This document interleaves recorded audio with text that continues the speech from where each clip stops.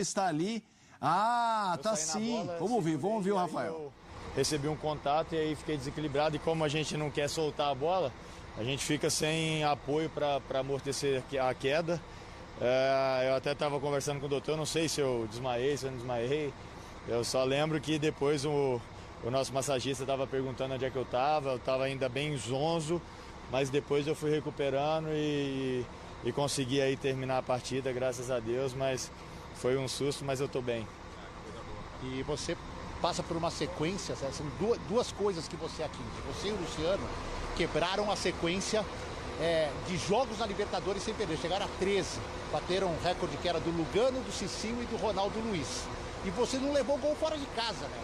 Nessa fase. Ganhou 3 partidas fora de casa e não levou nenhum gol. Queria que você falasse sobre isso, se é só o sistema defensivo, se é como o Zubeldia monta o time, a que você atribui tudo isso? Eu acho que essa nossa campanha, ela vem se construindo com muito trabalho, muita dedicação de todo o grupo e tá todo mundo de parabéns. Eu vejo toda a entrega do time para defender, para atacar. Eu acho que a gente está criando uma maturidade de jogo muito legal, de saber a hora de se defender, a hora de atacar, a hora de controlar o jogo. Muito importante isso para jogos, ainda mais fora de casa.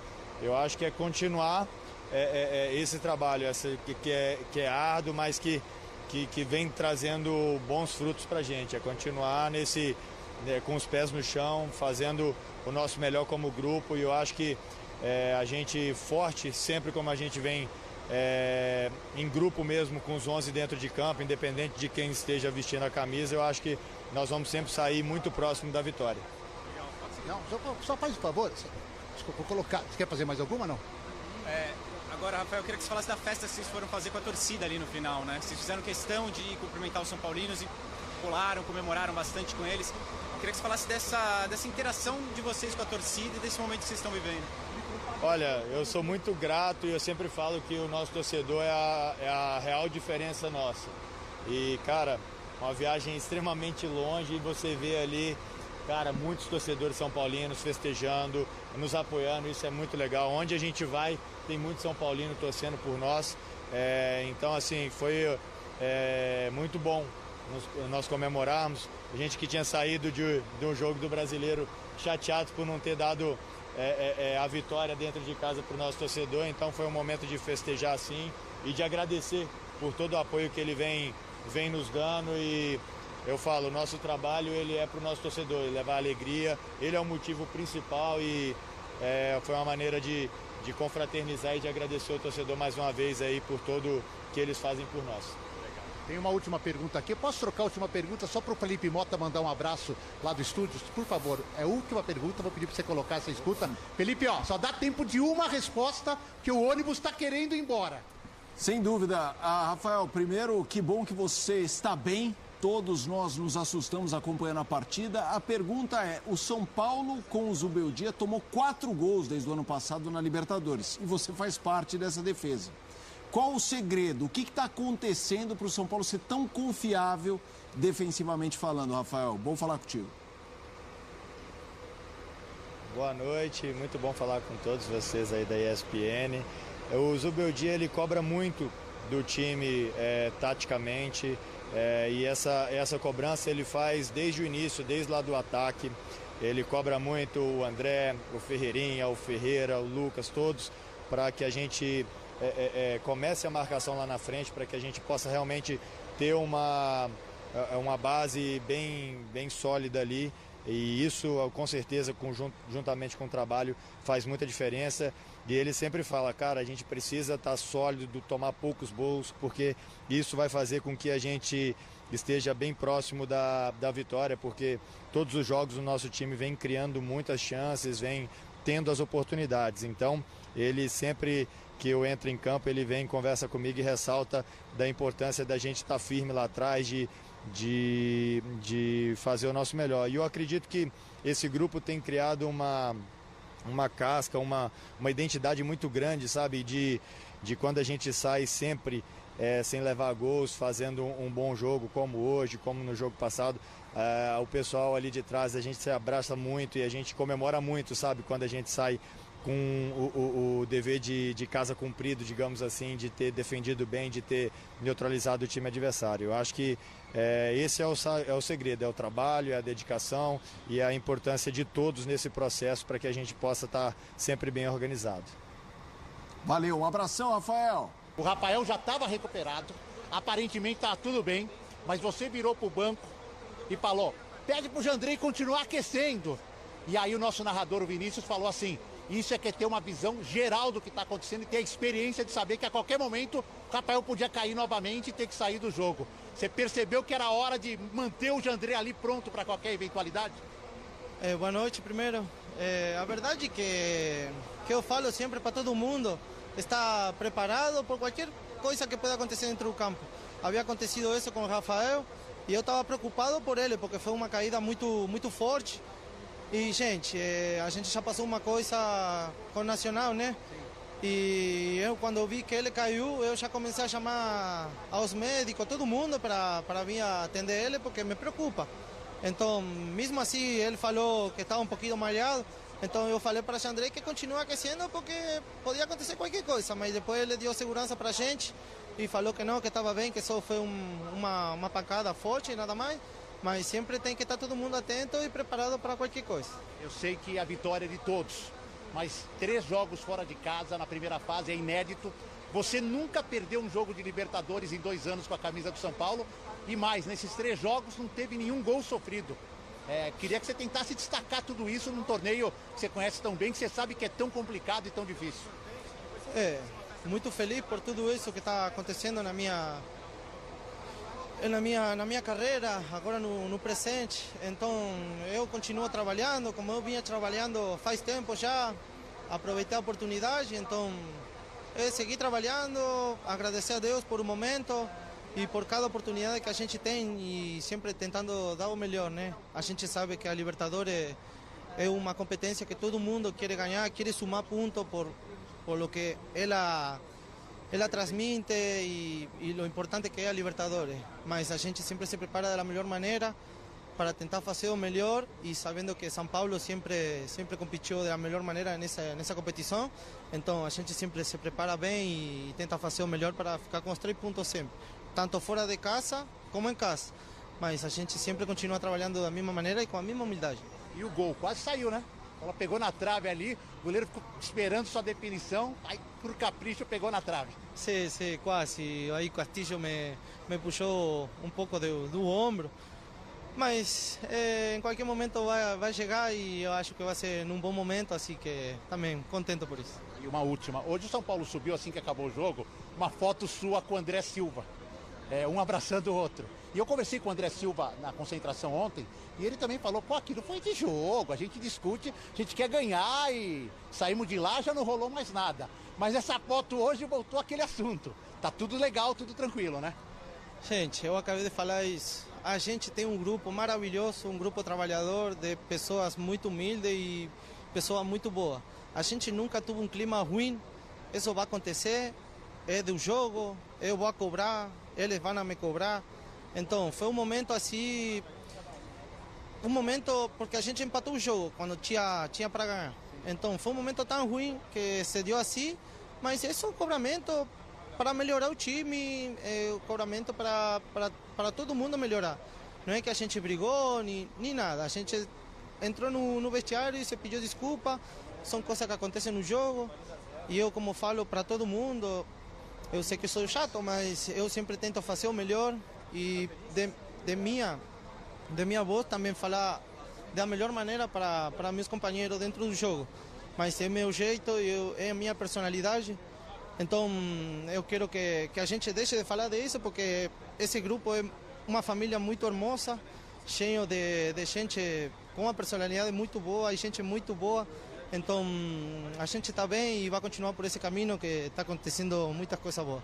Ponto final nesse assunto. Vai para casa, vai descansar. Valeu, obrigado, valeu. Alan Franco, então, Mota, daqui a pouquinho outros jogadores do São Paulo vão passar aqui pela zona mista. O São Paulo comemorando muito essa 3ª vitória fora de casa, esses 10 pontos. E agora aquela torcidinha de leve para o Tadieres na quinta-feira, para matemática classificação já acontecer, sem os 2 jogos que ainda vão ser realizados lá no Morumbi. Tá certo, Mota? Valeu, Edu. Já a gente volta à zona mista. O Edu citou, aliás, boa entrevista com o Alan Franco, que vem jogando muito bem, muito regular nos últimos meses, desde 2024. E aí a foto citada, né, dos dois comemorando. Depois deu para ver, inclusive, quando acabou o jogo, a transmissão mostrou os dois ali, um pulando muito com o outro. O episódio, no caso, foi o jogo com o Botafogo, né, que foi aquele 2-2 e tal, que eles dois bateram boca, tinha mais um, acho que o Luciano. E, André, você estava falando, volto contigo. Só para concluir, o André Silva é um jogador cujo potencial já foi identificado há muito tempo, mas, né, nos olhares que a Comissão Técnica do São Paulo tinha para o time, ele evidentemente não tinha tantos minutos quanto ele tem hoje. É uma questão de necessidade, com jogadores machucados, em especial o Caleri, e vai demorar muito para voltar. E o André Silva não parece ser um jogador que se permite ofuscar por causa da necessidade que ele tem que suprir. Então, o jogo de hoje, outras atuações, ele tem cumprido o papel dele, mostra que o elenco do São Paulo tem opções, embora não seja um elenco tão profundo quanto eu acho que deveria ser, mas existem soluções e o trabalho precisa ser analisado com relação ao que está disponível. Eu acho que a gente tem que partir daí. Eu acho que a Comissão Técnica do São Paulo tem feito mais do que seria o normal esperar a partir do momento em que tantos jogadores ficaram indisponíveis, alguns por muito tempo. A minha impressão é que, a partir de agora, com o Lucas de volta, é uma situação de descobrir como utilizá-lo. É um dos dilemas mais desafiadores, né?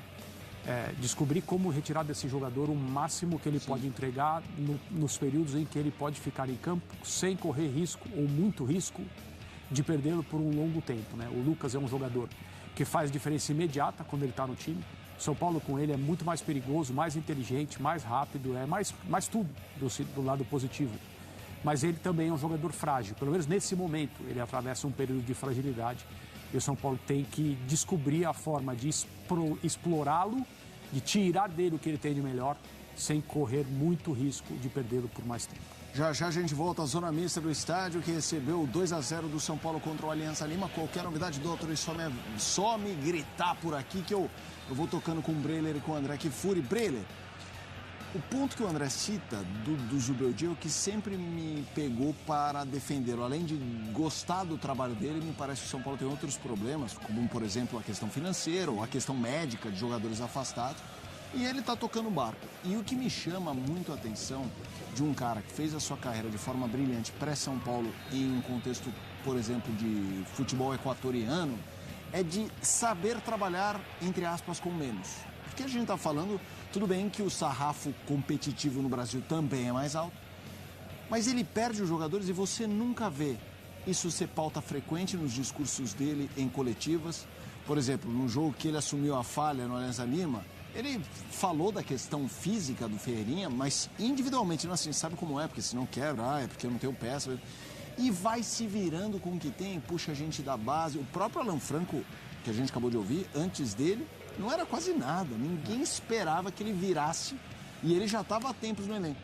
Eu queria que você falasse um pouquinho sobre o papel do Zubeldia, tanto como coordenador de jogadores, como de uma figura que parece que hoje tem um tamanho respeitado pela diretoria, mas que ao mesmo tempo toca ali o quadrado dele de uma forma muito individual e muito... O espaço é dele, ele é que dita os rumos, ele é maior do que isso, sem precisar brigar, não estou querendo dizer que ele é maior que a diretoria, briga com o dinheiro, não é isso, mas que ele tem um valor dele incontestável para tocar o trabalho. Sem dúvida, Felipe, e até esse ponto que você toca, né, de não terceirizar a responsabilidade, de não usar desfalques como desculpa, essa postura do Zubeldia é de muita hombridade, de muita retidão e de saber trabalhar com a diversidade. Ele é muito inventivo nesse aspecto, porque o trabalho dele no São Paulo oscilou, como o trabalho de qualquer técnico. Tem até o fim a reta final do Campeonato Brasileiro no ano passado, a avaliação era boa. Pelo fato de São Paulo ter terminado o ano jogando mal, ele já começa um pouco mais pressionado. Sim. E aí atuações em começo de temporada naturalmente oscilam de todo o clube.